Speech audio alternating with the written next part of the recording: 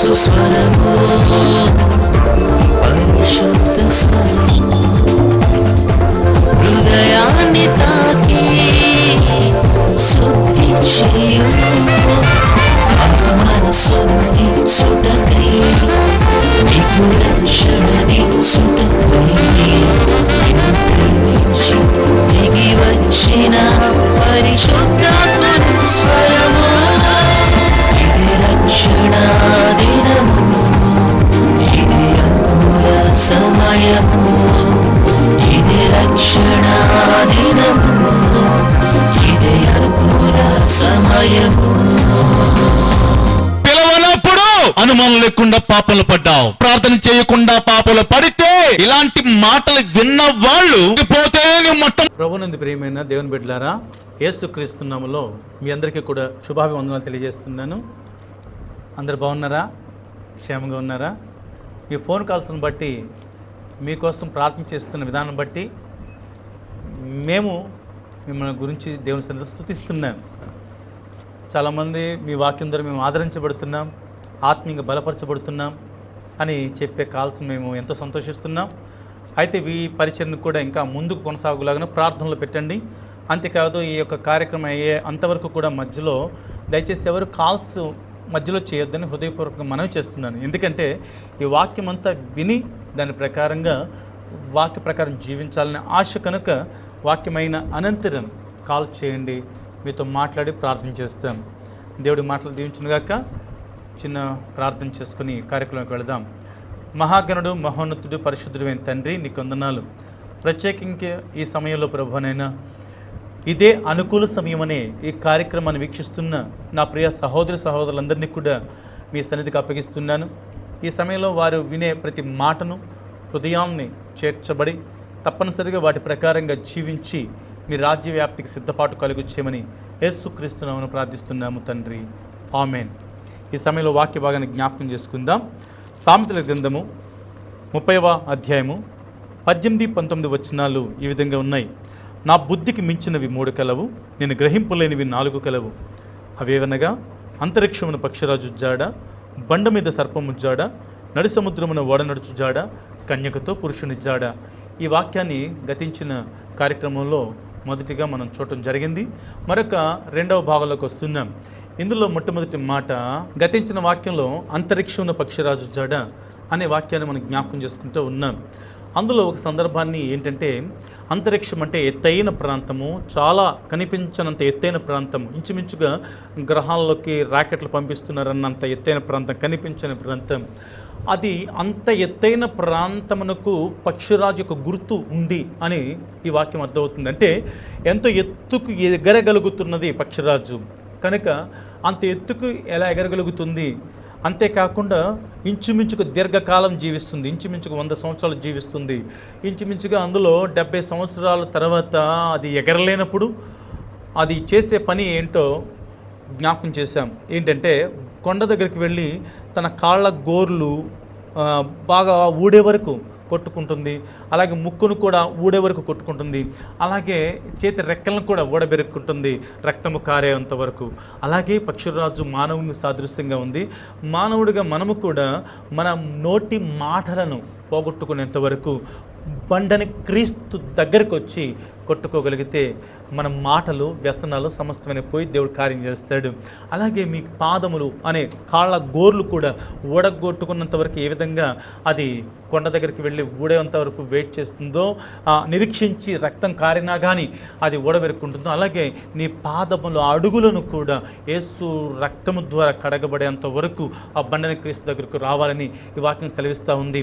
అంతేకాకుండా నీ చేతుల యొక్క రెక్కలు ఊడబెరుకు వరకు, అంటే ఆ పక్షిరాజు ఏ విధంగా ఓడబెరుక్కుంటుందో నీ చేతి యొక్క అపవిత్రమైనవి పట్టుకున్నవి కూడా పోయే వరకు కూడా ఓడబెరుక్కోవాలి.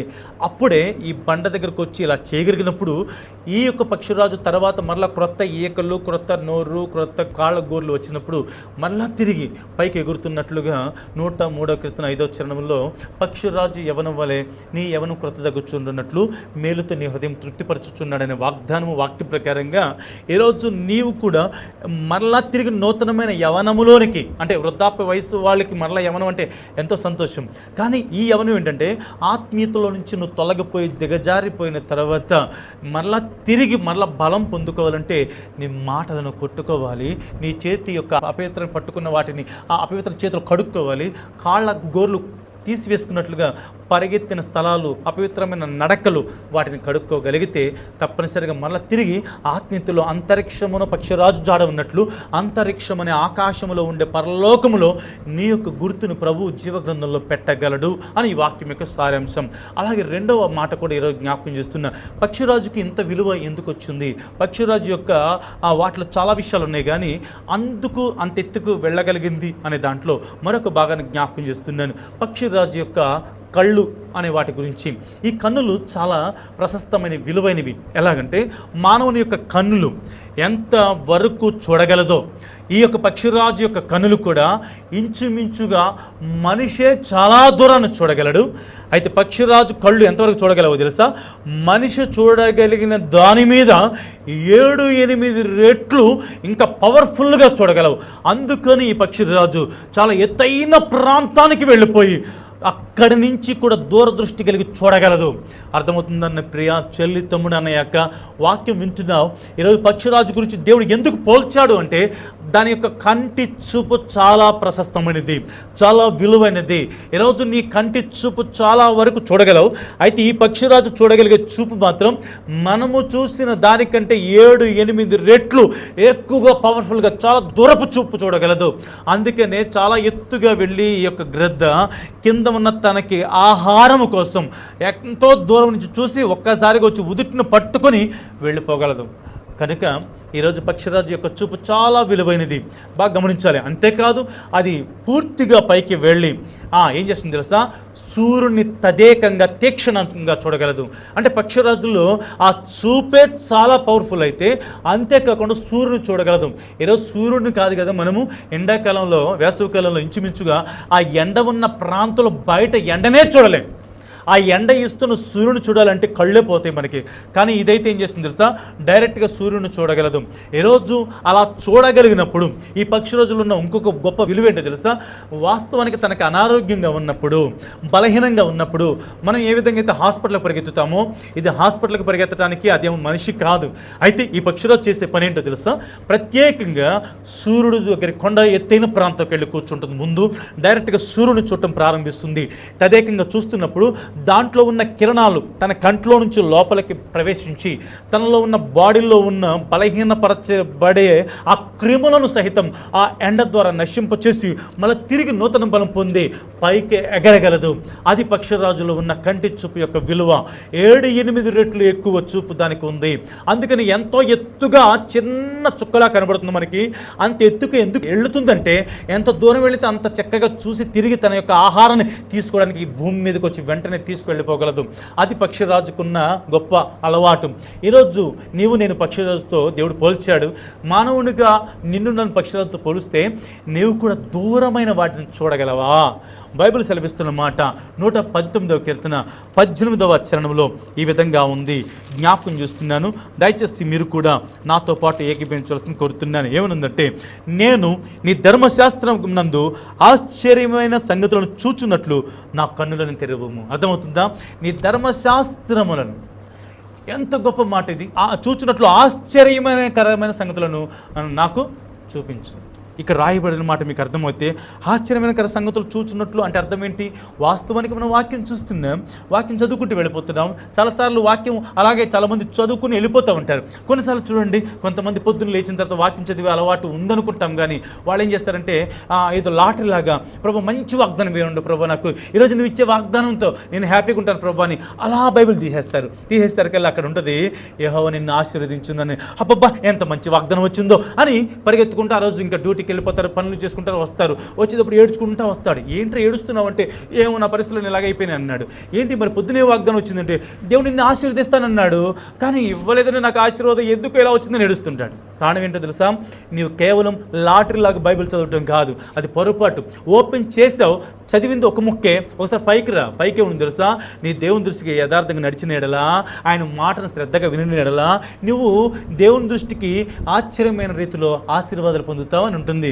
ఇవన్నీ వదిలేసి ఒక మొక్క పట్టుకుని ఆశీర్వదించాలంటే ఆశీర్వదిస్తారంటే అది పొరపాటు తమ్ముడా, పొరపాటు తల్లి, పొరపాటు అక్క. చాలా మంది బైబిల్ని ఒక ఔషధంగా, లేకపోతే ఒక మందుగా, లేకపోతే ఒక ట్యాబ్లెట్గా, ఒక టానిక్గా తల కింద పెట్టుకుంటూ ఉంటాను అనారోగ్యంగా. తప్పది. అలాంటి దేవుడు మన దేవుడు కాదు.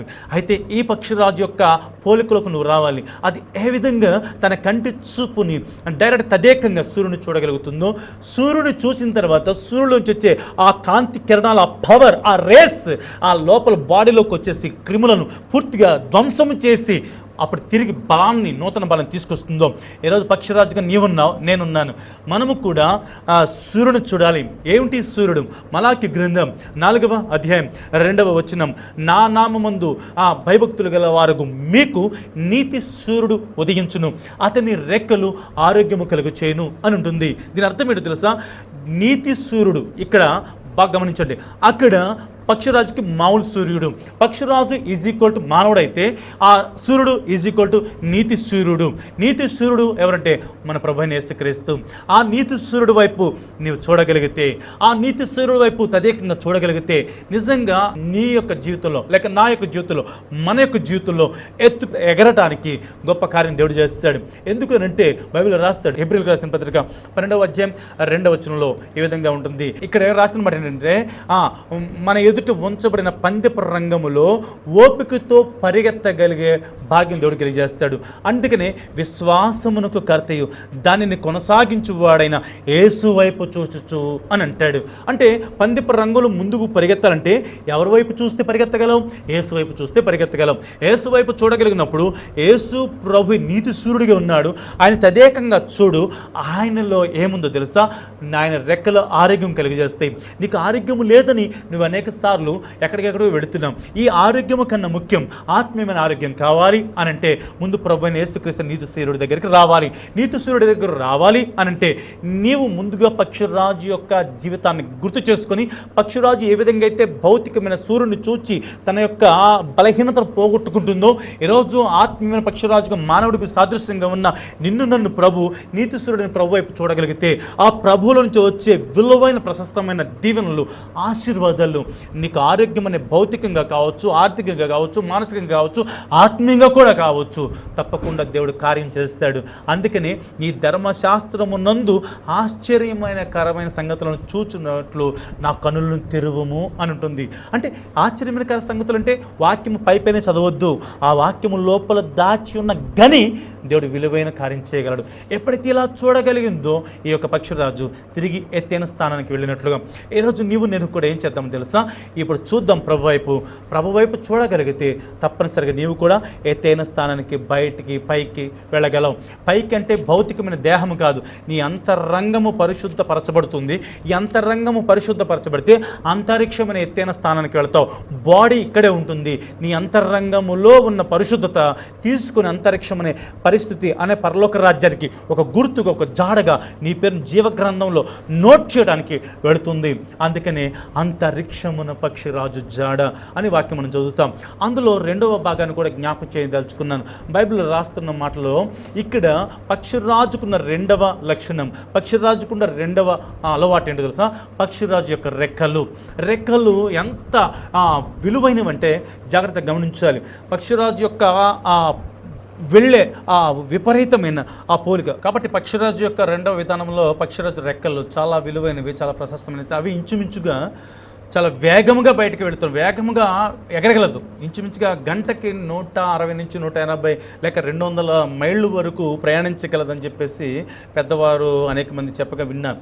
అంటే అంత వేగంగా ఉండదు. అంతేకాకుండా ఆ పక్షిరాజు యొక్క మంచి ఆలోచన కలిగిన పరిస్థితి ఏంటో తెలిసిన, అది ఆ సుడిగాలి వస్తుండగా దానికోసం ఎదురు చూస్తుందంట. అంటే సుడిగాలి అనేది మీరు గమనించినట్లయితే ఎప్పుడైనా తుఫానుకు వచ్చే ముందు అందులో కనుక ఏది పడిపోయినా కానీ ఆటోమేటిక్గా చల్లా చెదిరైపోయి ప్రమాదానికి గురవుతుంది.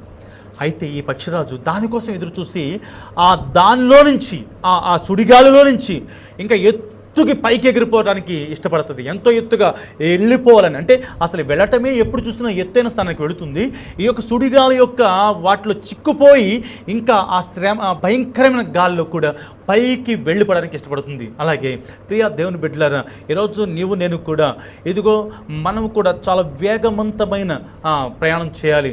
ఆత్మీయమైన రీతిలో నీ నడక, నీ పరిస్థితి ఎలా ఉంది? అందుకని రాస్తాడు కీర్తనకారుడు మొదటి కీర్తనలో, దుష్టులు ఆలోచన చెప్పున నడువక, పాపుల మార్గమున నిలవక, అపహాసకులు కూర్చుండు చోటను కూర్చుండక అనుంది. అయితే ఇందాక చెప్పిన వాక్య భాగంలో కూడా ఒక మాట, హెబ్రీ 12:2లో, విశ్వాసమునకు కర్తయు దానిని కొనసాగించువాడైన యేసు వైపు చూచుచు ఓపికతో పందెపు రంగులు పరిగెత్తుదుము అని ఉంటుంది. అంటే పరిగెత్తే జీవితానికి ఈ ముందు ఉన్న 3 జీవితాలు ఏంటో తెలుసా? ఒకటి కూర్చోవటం కానీ, లేకపోతే నిలబట్టం కానీ, లేకపోతే నడవటం కానీ, ఎలాంటి ప్రాబ్లమ్స్ ఉంటాయో ఇక్కడ గుర్తు చేస్తుంది. దుష్టుల ఆలోచన చెప్పున నడవక, అంటే నడిచిన వాళ్ళు దుష్టుల ఆలోచనతో సమానంగా పోల్చాడు. పాపుల మార్గం నిలవక, నిలిచిన వాళ్ళు పాపులతో సమానంగా పోల్చాడు. అపహాసకులు కూర్చుండే చోట కూర్చుండక, కూర్చున్న వాళ్ళు అపహాసకులతో పోల్చాడు. అయితే ఈ 3ని దాటి విలువైనది, వేగవంతమైనది పరుగు. ఈ పరుగు గురించి రాస్తున్న మాట, ఎంత వేగముగా పరిగెత్తే పరిస్థితి వచ్చేది ప్రభు వైపు చూస్తున్నప్పుడే. కనుక ఆ వేగము, ఆ 160 నుంచి 200 మైళ్ళు వెళ్ళే ఈ వేగాన్ని ప్రక్కన పెడితే, నీవు కూడా ఆత్మీయమైన పరిస్థితుల్లో ఎదుగో యేసు వైపు చూడగలిగినప్పుడే వేగవంతమైన జీవితాన్ని, ఆత్మీయమైన జీవితాన్ని, మానసికమైన జీవితాన్ని, పరిశుద్ధమైన జీవితాన్ని నువ్వు గడపగలవని వాక్యము హెచ్చరిస్తూ ఉంది. అందుకని ఫిలిప్పీయులకు రాసిన పత్రికల్లో కూడా ఒక మాట జ్ఞాపకం చేస్తూ ఉంది, నేను ఉన్నతమైన పిలుపునకు కలుగు బహుమానము ముందునే ఎరిగి గురి యొద్దకి నేను పరిగెత్తుచున్నానని చెప్పి ఫిలిప్పీ పత్రిక 3:14లో స్పష్టంగా ఉంది. క్రీస్తు యేసునందు దేవుని ఉన్నతమైన పిలుపునకు కలుగు బహుమానమును పొందవలనని గురి యొద్దకే పరిగెత్తుచున్నాను. గురి యొద్దకు పరిగెత్తాలని నీకు ఆశ ఉందా? అయితే రా, ఎదుగో. అయితే వేగవంతమైన జీవితం పరుగే కావాలి. నీవు నడిచినా, లేక నిలబడినా, లేక కూర్చున్నా, 3 కూడా పడిపోయే జీవితాలే. కానీ పరుగు మాత్రం చాలా విలువైంది. అందుకని రెక్కలో ఏ విధంగా పక్షిరాజు వేగంగా వెళుతుందో, పక్షిరాజును పక్కన పెడితే నీవు కూడా వేగవంతమైన జీవితం, పరుగు కావాలి. ఆ పరుగే గురి కోసం వెళ్ళే పరుగు. ఈరోజు నీవు నేను కూడా ఈ పరుగు కోసం వెళ్ళాలని గుర్తు చేస్తుంది. బైబిల్లో నుంచి మనం చాలా విషయాలను జ్ఞాపకం చేసుకోవచ్చు. ఓసారి ఒక కుటుంబంలో భయంకరమైన సన్నివేశం తాండవిచ్చింది. ఏంటంటే, ఒక తల్లిదండ్రులు తన 2 బిడ్డలని చక్కగా పెంచుకుంటూ పోషించుకుంటూ ముందుకు వెళ్తున్నారు.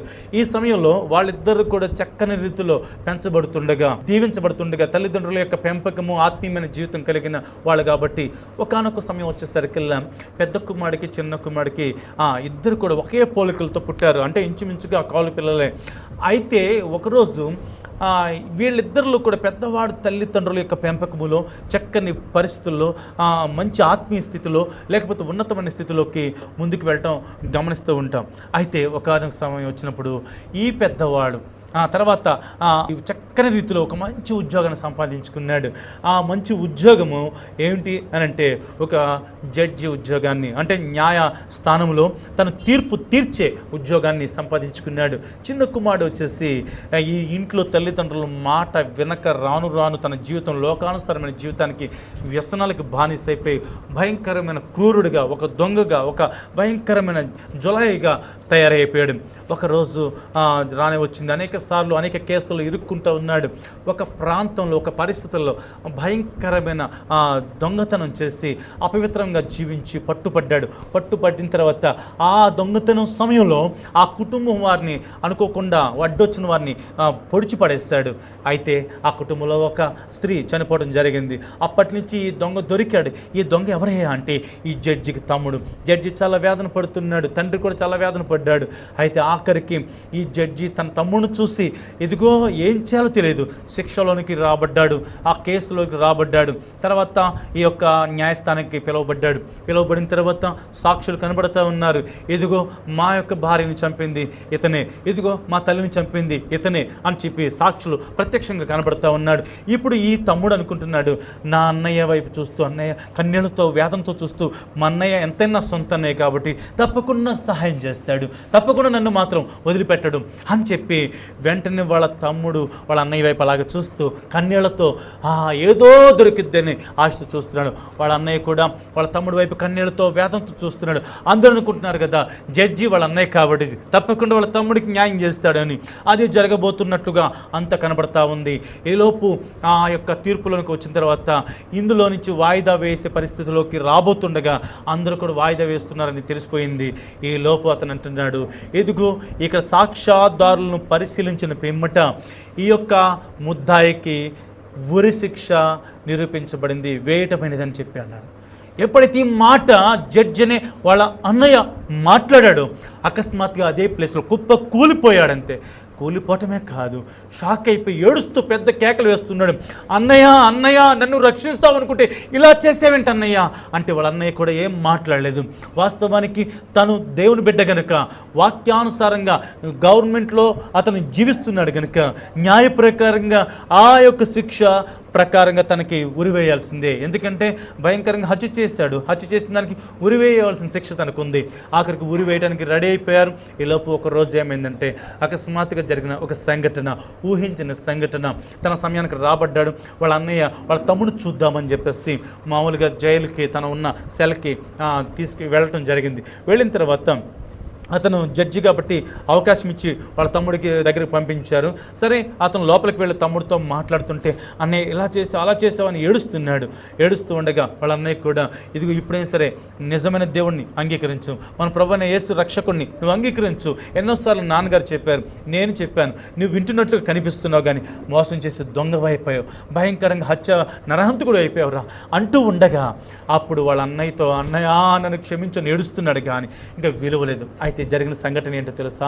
ఎప్పుడైతే ఇట్లా చెప్తున్నాడు వాళ్ళ అన్నయ్య అంటున్నాడు, నువ్వు అర్జెంటుగా నువ్వు వేసుకున్న వస్త్రాలను విడిచిపెట్టు, తీసివే అన్నాడు. ఏంటన్నయ్య అంటే చెప్పిన మాట విను అన్నాడు. వెంటనే తనకున్న వస్త్రాలను జైల్లో ఇచ్చిన తెల్లటి ఆ నెంబర్ కలిగిన వస్త్రాలను తీసివేస్తాడు. వీళ్ళ అన్నయ్య వేసుకున్న వస్త్రాలు వాళ్ళ తమ్ముడికి ఇచ్చి ఇదిగో నువ్వు మాట్లాడకుండా నేను చెప్పిన మాట విని ఇదిగో ఈ వస్త్రాలు నువ్వు వేసుకొని వెళ్ళిపో అన్నాడు. వెళ్ళిపో అనగానే వెంటనే షాక్ అయిపోయి ఏంటన్నయ్య అంటే నేను చెప్పిన మాట విని వెళ్ళిపో, కామ్గా తలంచుకుని వెళ్ళిపో అన్నాడు. వెంటనే వాళ్ళ అన్నయ్య వస్త్రాలు తమ్ముడు వేసుకున్నాడు, తమ్ముడి వస్త్రాలు అన్నయ్య వేసుకున్నాడు. ఎప్పుడైతే ఈ యొక్క పరిస్థితి జరిగిందో తమ్ముడు చక్కగా బయటకు వెళ్ళిపోతుంటే అందరూ అన్నయ్య అనుకున్నారు. ఎందుకంటే ఇద్దరు పోలికలు ఇంచుమించుగా ఒకేలాగా ఉండటాన్ని బట్టి అన్నయ్య అనుకున్నాడు. వెళ్ళిపోయాడు. వెళ్ళిపోయిన తర్వాత ఉరికంబం రోజు రానే వచ్చింది. ఉరికంబానికి తమ్ముడు అన్న ప్లేస్లో అన్నయ్య ఉన్నాడు, ఎవరికి తెలియదు. అయితే వాళ్ళ తమ్ముడితో చెప్పిన మాట, నేను చనిపోయినా పర్లేదు, ఎందుకు తెలుసా, నేను చనిపోయిన దేవుని రాజ్యంలోకి వెళ్తాను, నమ్మకం నాకు ఉంది. కానీ నువ్వు కనుక ఒకవేళ చనిపోతే ఇదిగో దేవుని నమ్ముకోలేదు, నరకానికి వెళ్తావు. ఇప్పుడైనా సరే విడిపించబడిన నీవు యేసు రక్తంలో కడగబడి పరిశుద్ధంగా మార్చబడు, తప్పనిసరిగా రేపు ఎప్పటికైనా నీవు వచ్చినప్పుడు నేను అక్కడ కలుస్తాను తమ్ముడు అని చెప్పి చాలా నుదుటి మీద ముద్దు పెట్టుకుని వాళ్ళ తమ్ముడు పంపించాడు. వాళ్ళ తమ్ముడికి అవేసనే వేసలు గుర్తొస్తుంది. నేను చనిపోవలసిన ప్లేస్లో, నేను శిక్షించబడిన నన్ను నా ప్లేస్లో మా అన్నయ్య చనిపోవడానికి రెడీ అయిపోయాడే అనుకుంటుండగా ఉరికమ్మం దగ్గరికి తమ్ముడు రానే వచ్చాడు. కేకలు వేద్దామంటే వాళ్ళ అన్నయ్య సైగ చేశాడు. ఏం చేయాలో తెలియక అలాగ చూస్తుండగా కళ్ళ ముందు ఇంచుమించుగా వాళ్ళ అన్నయ్యని ఊరి తీసివేయడం జరిగింది. ఎప్పుడైతే ఊరి తీసేస్తారు అంటే వాస్తవానికి చూపించరు కానీ అక్కడ జడ్జి కదా అన్న ఉద్దేశంతో చూపించారు, జడ్జి అనుకుంటూ చూపించారు. కానీ తను చనిపోయాడు. చనిపోయిన తర్వాత ఇదిగో తమ్ముడు ఏడుస్తూ అప్పుడు దేవుని నమ్ముకున్నాడు. జాగ్రత్త గమనించాలన్నమాట. ఇప్పుడు అన్నయ్య జడ్జిగా ఉండి తన పరుగు మాత్రం ఒకటే, ఉన్నతమైన పిలుపునకు కలుగు బహుమానం, దానికోసం పరిగెత్తాడు. భౌతికంగా చనిపోయాడు, ఆత్మీయంగా చాలా వేగవంతంగా అంతరిక్షంలో తన జాడను వ్యక్తపరుచుకున్నాడు. అర్థమవుతుందన్న ప్రియ తమ్ముడ చెల్లి అన్న యొక్క నీవు కూడా అంతరిక్షంలో నీ పేరు కావాలా? అయితే నువ్వు పరిగెత్తాల్సిందే. నువ్వు నడవటం కాదు, కూర్చోవటం కాదు, నిలబట్టం కాదు, ఈ మూడింటిని దాటుకొని నువ్వు పరిగెత్తాలని ఈ వాక్యపు యొక్క వేగవంతమైన మాటలు నీకు అర్థమవుతుంది. ఎన్నోసార్లు ప్రభు నీకు అంతరిక్షపు జాడను గుర్తు చేస్తున్నాడు, అంతరిక్షమైన ఎత్తైన స్థానం గుర్తు చేస్తున్నాడు. అందుకని రాస్తున్నాడు యెషయా గ్రంథం 40:31 యెహోవా కొరకు ఎదురు చూచువారు నూతన బలం పొందుదురు, వారి పక్షి రాజుల వలె రెక్కలు చాపి పైకి ఎగురుదురు, అలయక పరిగెత్తుదురు, సొమ్మసెలక నడిచిపోదురు. ఎంత గొప్ప మాట.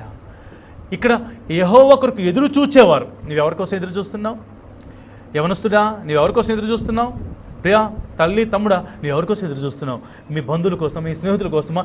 ఎవరైనా ఏదైనా ఇస్తారని చెప్పి దానికోసం ఆశతో ఎదురు చూస్తున్నావా?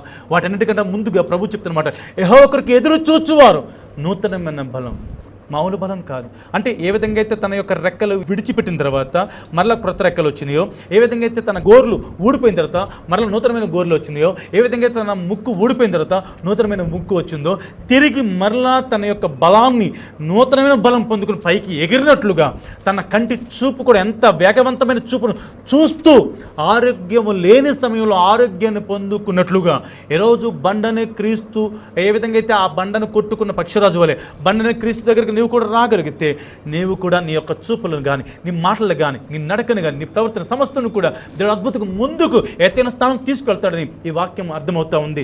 అయితే ఇప్పుడు యెహోవా కొరకు ఎదురు చూస్తే అని అంటున్నాడు. నీవు ఎవరి కోసం ఎదురు చూస్తున్నావో ఆలోచించుకో. ఒకసారి ఒక సహోదరుడు నిజంగా చక్కని అన్న చెల్లెలుగా వాళ్ళు జీవించబడ్డారు. చాలా ప్రేమతో దేవుడు పెంచుకుంటూ వచ్చాడు. అన్నయ్య యొక్క ఆశ అంతా కూడా తన చెల్లిని మంచి ఉన్నత స్థానం తీసుకువెళ్ళాలని, ఉద్యోగంలో చక్కని స్థితికి తీసుకురావాలని, మంచి వ్యక్తికిచ్చి వివాహం చేయాలని చాలా ప్రయత్నంతో ఉన్నాడు. తల్లి కూడా చాలా ప్రేమతో తన కుమారుడి మీద నమ్మకంతో మంచి చదువులు చదివిస్తూ ఉంది. ఆఖరికి ఒకరోజు జరిగిన విషయం, తన కుమారుడు తన చెల్లి కోసం మంచి చదువులు చదువుతుండగా అకస్మాత్తుగా అక్కడ ఆ కాలేజీలోకి అడుగుపెట్టిన తర్వాత మంచిగా చదువుతున్నాడు, పేరు ప్రఖ్యాతులు సంపాదించుకుంటున్నాడు, చివరికి కూడా మంచి పేరు సంపాదించుకుంటుండగా ఒకానొక సమయం రానే వచ్చింది.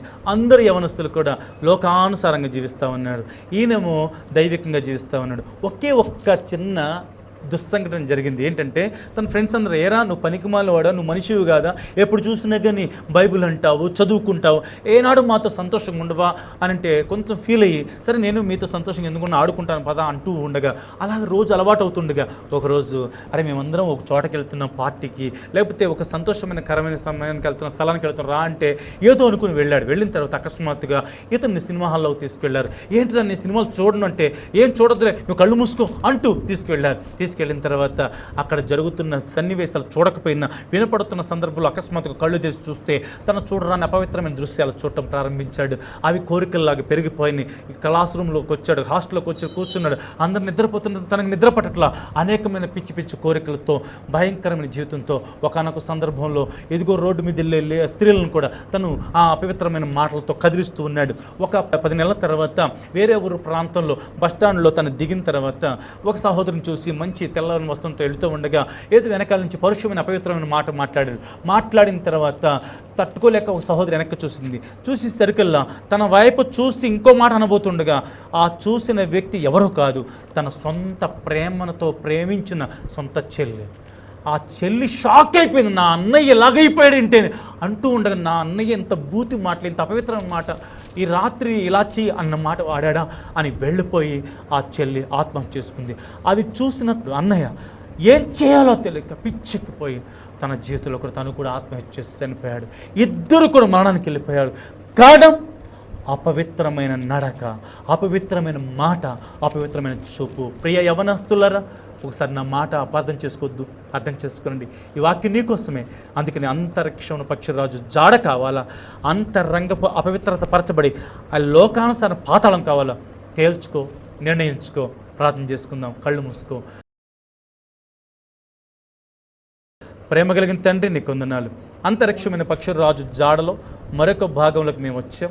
ఈ భాగంలో మీరు ఇచ్చిన లేఖన భాగాల్లో ఆ పక్షిరాజు తను ఏ విధంగా ఎత్తైన స్థానానికి వెళ్ళటానికి కారణమైందో, దానికి కారణంలో తన యొక్క చూపులు కానీ రెక్కలు కానీ ఏ విధంగా ఉన్నాయో, అలాగే మేము కూడా మా జీవితంలో ఇదిగో ఆ చూపులు నీతిశూరుడు నిన్నే చూడటానికి, ఆ రెక్కలు చాపి వేగంగా వెళ్ళినట్లుగా ఉన్నతమైన పిలుపునకు కలుగు బహుమానం కొరకు గురి ఎత్తుగా పరిగెత్తడానికి ప్రతి ఒక్కరికి సహాయం చేయండి. ఈ 2 సందర్భాలు ఎవరైతే ఇష్టపడి జీవిస్తున్నారో వాళ్ళ మరలా నూతన బలం పొందుకొని ఎతైన స్థానము అనగా అంతరిక్షంలో తన గుర్తును చేర్చుకోగలరు కదా. అంతేకాదు అక్కడ గుర్తును చేర్చుకోగలిగినప్పుడు మొదట నా నీతిని రాజ్యాన్ని వెతకండి, మాకేం కావాలో అప్పుడు అవన్నీ మీరు ఇస్తారు. ఈరోజు చాలామందికి చాలా అవసరతలు ఉన్నాయి. అవి తీర్చబడాలంటే అంతరిక్షంలో వారి జాడని సిద్ధపరచుకునడానికి సహాయం ఇచ్చామని యేసు క్రీస్తునామమున ప్రార్థిస్తున్నాము తండ్రి, ఆమేన్. మన తండ్రి అయిన దేవుని యొక్క ప్రేమ, కుమారుడైన యేసుప్రభువారి యొక్క కృప, పరిశుద్ధాత్మ యొక్క అన్యోన్య సహవాసం ఇచ్చి దీవెన ఆదరణ సదా మనందరికీ, ప్రాముఖ్యంగా అంతరిక్షం పక్షి రాజు జాడవలే మన జాడ కూడా పరలోకపు రాజ్యపు జాడగా చేసి నడిపించును గాక. ఆమేన్. అందరికీ వందనాలండి. దుష్టుడు దానెత్తుకుపోవున్, త్రోవ ప్రక్కను పడిన వాక్యములు విత్తనములు పక్షులు వాటిని తినివేసెన్. రాజ్యవాక్యము వినియు గ్రహింపకుంటేనే దుష్టుడు దానెత్తుకుపోవున్. వాక్యమయ్యున్న దేవుడు విత్తనముగా తన వాక్యమును హృదయములో నాటియుండే, ఫలించును రంతలుగా.